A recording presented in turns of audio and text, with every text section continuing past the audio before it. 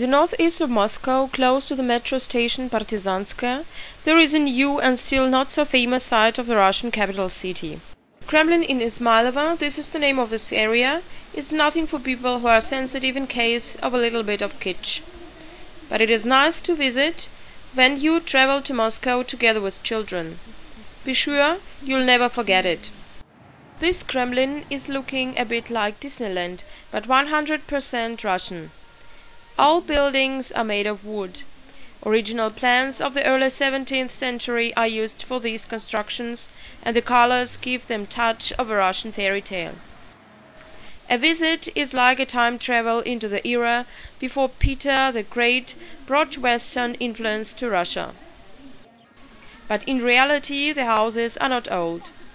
They are built in the last 5 years, and the park is still growing.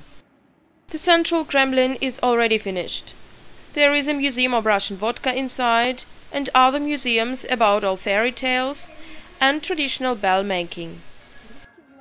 Of course, you can also find their shops and hotels, but you also can have a look at a Russian market and craftsmen working in the medieval way.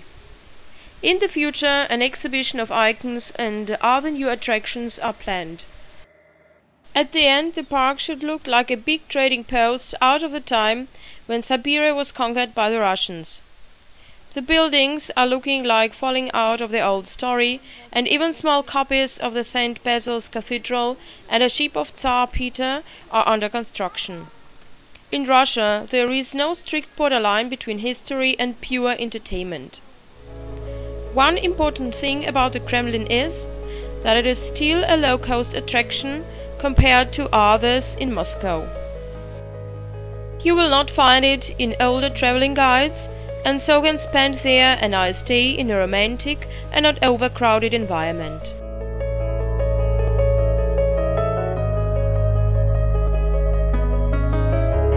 Hear the silence, hear the blue, hear my all-time favorite tune, hear my soul